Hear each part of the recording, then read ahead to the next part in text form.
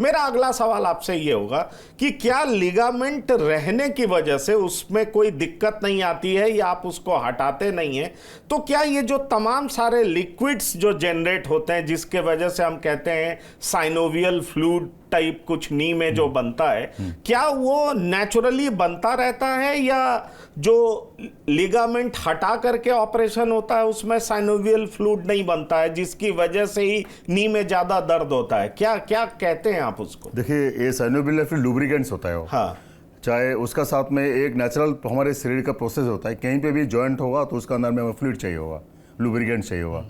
तो भगवान उससे लुब्रिकेंट तो बनाते रहते हैं, चाहे आप लिगामेंट बचाओ नहीं बचाओ उसमें लुब्रिकेंट बचेगा ही, आपको लुब्रिकेंट होगा।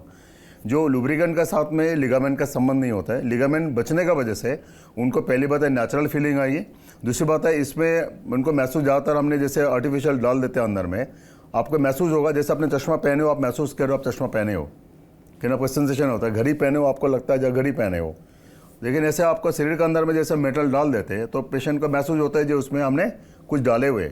लेकिन देखा गया जो लिगामेंट्स बचाने वाला सर्जरीज करने के बाद में उसका बंदा नर्व्स होता है तो उसका इस तरह का जो सेंसेशंस पेशेंट को काफ़ी कम होता है और पेशेंट का एक्सेप्टेंस बहुत अच्छा होता है, यानी उसका जो नेचुरल फीलिंग आता है उसमें पेशेंट को नहीं लगती, इसलिए नेचुरल नी रिप्लेसमेंट बोला जाता है उस लिगामेंट बचने की वजह से।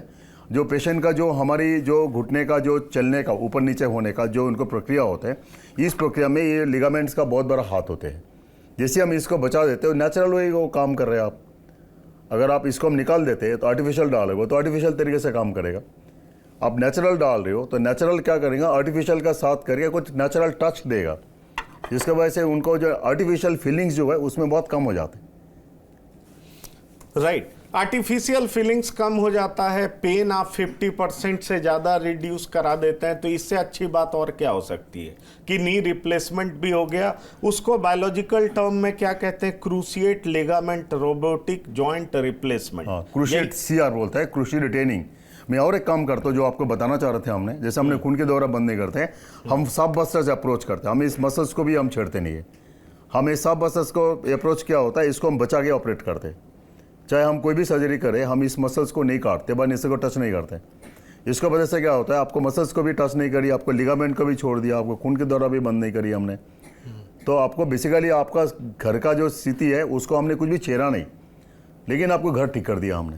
कहानी हुई है, आपको घर को ठीक करने के लिए आया, आपको घर में जहाँ पे टीवी लगी हुई थी टीवी हुई है, जहाँ पे आपको रेडियो रखी हुई थी वो भी हुई है, लेकिन हम घर में साफ करके चल दिया, तो आपको पता नहीं चलेगा आपको घर साफ हो गया, लेकिन घर का चीज़ वही है।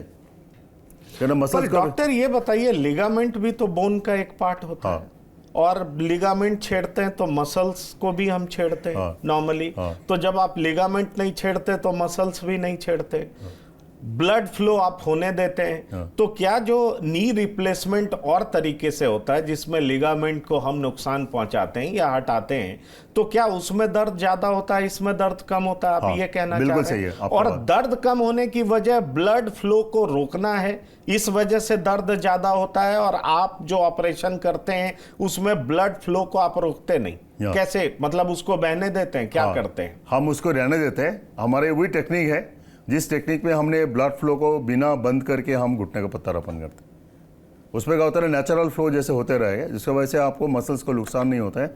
ऑपरेशन करने के बाद पेशेंट का पेन बिल्कुल नहीं होता है।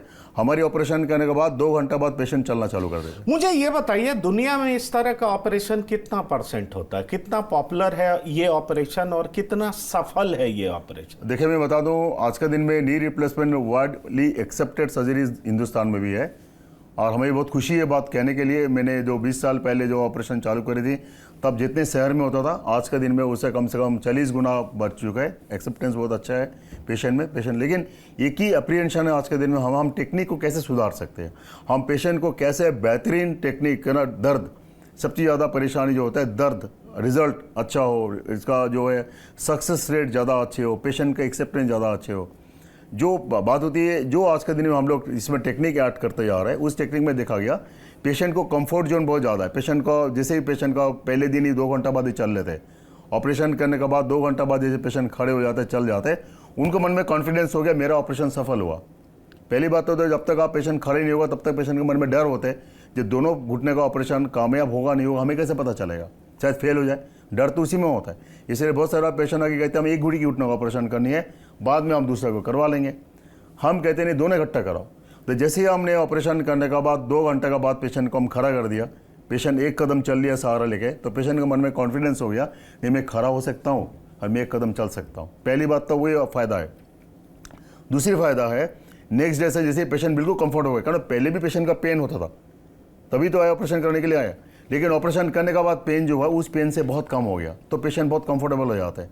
ज़्यादातर पेशेंट दूसरे दिन बिना सहारे के भी चल लेते हैं, क्योंकि जो सब मसल्स अप्रोच बोले हमने, जिसमें हमने मसल्स को नहीं करते, ये जो मसल्स है इस मसल्स के ऊपर ही निर्भर करते हैं जो आपको पैर चलना ये सब कुछ इसके ऊपर निर्भर करते हैं। हम इसको छूते नहीं है, इसको हम हटा के सर्जरीज करते हैं। बहुत कम सर्जन है, 0.5% सर्जन होगा जो इसको ये काम करते हैं। ये सारे रियर टाइप को लेकिन टेक्निकली डिमांडिंग काम है। आपको आप पूरी सर्जरी करना चाहते हो, मसल्स को नहीं छोड़ोगे, लिगामेंट को नहीं छोड़ोगे, खून के द्वारा बंद नहीं करोगे, तो इस टेक्निकली डिमांडिंग, तो इसके लिए हम सिखाने जाते हैं। अब बहुत सारे डॉक्टर्स हमारे पास आते हैं काम सीखने के लिए। इसका फ़ायदा क्या है? इसका फ़ायदा है पेशेंट बहुत अच्छा से जल्दी ठीक हो जाते हैं। हम सिंगल विजिट सर्जरीज करते हैं, हम स्टिचलेस स्टेपललेस करते हैं, हम स्टिच भी नहीं लगाएंगे, स्टेपल भी नहीं लगाएंगे। तो पेशेंट एक बार ऑपरेशन करके जाएंगे, दूसरे दिन घर जा सकते हैं। हमने सेम डे जिस अध्ययन हमने ये सर ट्रेनिंग हमने अमेरिका से लिया है, मैं FACS हूँ, fellow of American college of surgeon हूँ, मैंने अमेरिका के कई संस्था के साथ जुड़ा हूँ, मैं जाते रहता हूँ बाहर के कंट्रीज़ में।